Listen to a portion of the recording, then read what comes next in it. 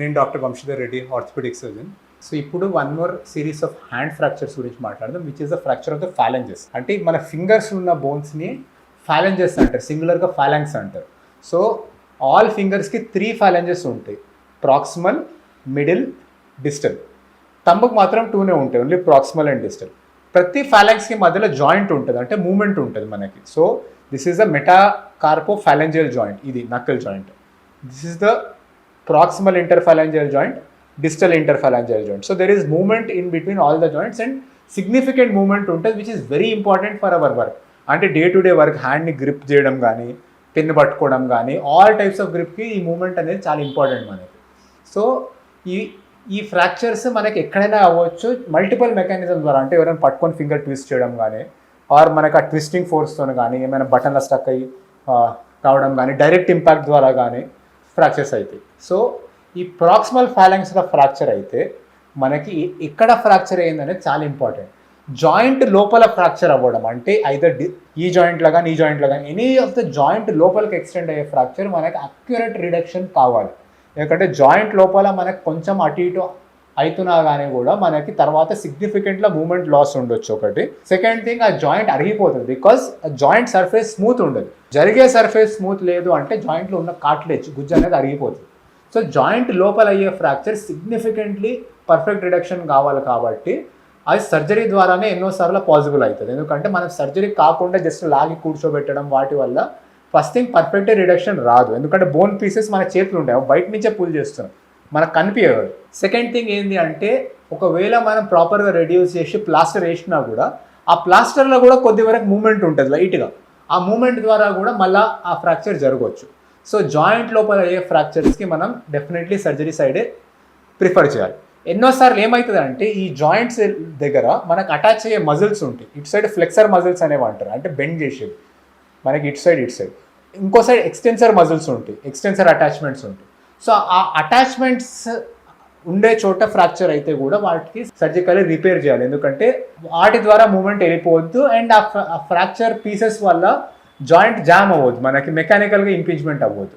So ఇటువంటి ఫ్రాక్చర్స్కి definitely surgery కావాలి. ఎటువంటి సర్జరీ కావాలి, వైరా, స్క్రూవా, ప్లేటా అనేది మీ ఫ్రాక్చర్ ప్యాటర్న్ బట్టి మీ సర్జన్ డిసైడ్ చేస్తారు. సమ్ టైమ్స్ ఫ్రాక్చర్ ఫ్రాగ్మెంట్స్ ఎంత చిన్నగా ఉంటాయి అంటే మనకి ఎటువంటి ఇంప్లాంట్ కూడా వేయలేము మనం. అటువంటి సార్లకు మనము ఆ ఫ్రాక్చర్ని ఓన్లీ స్టిచెస్ ద్వారా బోన్లో కూర్చోబెడతాం. సో ఇది మనకి ఇంట్రార్టిక్యులర్ జాయింట్ల ఫ్రాక్చర్స్ అయితే చేసేది.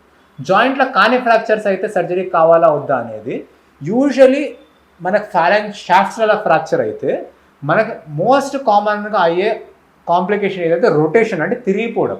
ఆ రొటేషన్ అనేది మనకి ఎక్స్రేలో కూడా ఎన్నోసార్లు క్లియర్గా ఉండదు. సో ఎన్నోసార్లు మీ డాక్టర్ ఏం చేస్తారంటే మీ హ్యాండ్ బెండ్ చేసి చూడమంటారు. అన్ని ఫింగర్స్ ఒక లైన్లో ఉన్నాయి అంటే యూజువలీ రొటేషనల్ డిఫార్మిటీ లేనట్టు.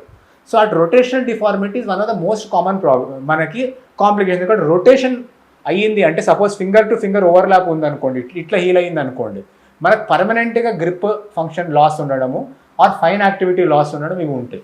సో రొటేషనల్ డిఫార్మిటీ ఉంటే పర్ఫెక్ట్ రిడక్షన్ ఎక్స్పెక్ట్ చేయాలి కాబట్టి సర్జికల్లీ సైడ్ రికమెండ్ చేస్తారు. బెండింగ్ ఇటువంటివి కొద్దిగా పైన కిందికి ఉన్నా కూడా, ఒక 5 or 10 degrees ఉన్నా కూడా అది యాక్సెప్ట్ చేయొచ్చు. సో బెండింగ్ డిఫార్మిటీ ఉన్నా, కొద్దిగా షార్ట్నింగ్ ఇవి ఉన్నా కూడా మనకి నాన్ ఆపరేటివ్గా ట్రీట్మెంట్ అయ్యే ఆప్షన్స్ ఆర్ అవైలబుల్. మన నాన్ ఆపరేటివ్ ట్రీట్మెంట్ అంటే ఏం లేదు, మనకి ఐదర్ ఒక ఫింగర్కి ఇంకో ఫింగర్గా సపోర్ట్ చేసి దాన్ని టై చేయడం, that is called buddy strapping. This is one thing. Or sometimes buddy strapping సరిపోయినప్పుడు బడ్డీ స్ట్రాపింగ్ చేసి మనకి పిఓపి, మనకి ప్లాస్టర్ ఆఫ్ పారిస్ది స్లాబ్ వేయడం in a safe position of immobilisation. So these are the options for phalanges fracture. అదే మనకి finger tip అనుకోండి, digital phalanges. Digital ఫాలాంగ్స్లో మనకు ఒక జాయింట్కి బేస్ ఉంటుంది. ఆ బేస్కి ఫ్రంట్ సైడ్ ఫ్లెక్సర్ టెండన్ వస్తుంది, వెనక సైడ్ ఎక్స్టెన్సర్ అటాచ్మెంట్స్ వస్తాయి. ఆ బేస్కి మనకి దూరంగా ఫ్రాక్చర్ అయితే, అదే నెక్ కానీ టఫ్ట్ కానీ ఫ్రాక్చర్ అయితే వాటి నేల్ బెడ్ అటాచ్మెంట్స్ ఉంటాయి. సో ఎన్నోసార్లు నేల్ కన్ఫ్యూజ్ అవుతుంది, కమిలిపోతుంది. ఆర్ ఓపెన్ ఇంజరీ అయితే నేల్ బెడ్ కట్ అయిపోతుంది, దాంట్లో కట్స్ వస్తాయి. సో ఇట్లా నెయిల్ బెడ్ ఇంజురీస్ ఉండి, టఫ్ ఫ్రాక్చర్స్ ఉంటే నెయిల్ బెడ్ రిపేర్ అనేది చేస్తారు, అంటే స్టిచెస్ ద్వారా నెయిల్ బెడ్ని రిపేర్ చేస్తారు. సో ఈ నెయిల్ బెడ్ ఇంజురీ లేదు అంటే ఎక్స్ట్రార్టిక్యులర్ ఫ్రాక్చర్స్ నాన్ ఆపరేటివ్గా చిన్న మనకి స్ప్లింట్, ఐదర్ కాట్ స్ప్లింట్తో కానీ ట్రీట్ చేసే ఆప్షన్ ఉంది మనకి. So these are the things about basic phalangeal fracture management. Ultimately fracture management is up to the orthopaedic surgeon. And మనం ఓన్లీ క్లోజ్డ్ ఫ్రాక్చర్స్ గురించి డిస్కస్ చేసినాం. ఎన్నోసార్లు ఓపెన్ ఫ్రాక్చర్స్ అయితే అంటే ఫింగర్కి నైఫ్ కానీ షార్ప్ ఏమైనా తాకడం కానీ ఆర్ బ్లడ్ ఫోర్స్ కూడా చాలా గట్టిగా తాకితే ఆ కట్ అయిపోయి బోన్ బయటకు వచ్చేసే ఛాన్స్ ఉంటుంది. అటువంటి వాటిల్లో ట్రీట్మెంట్ వరకు చాలా డిఫర్ అవుతుంది మనకి.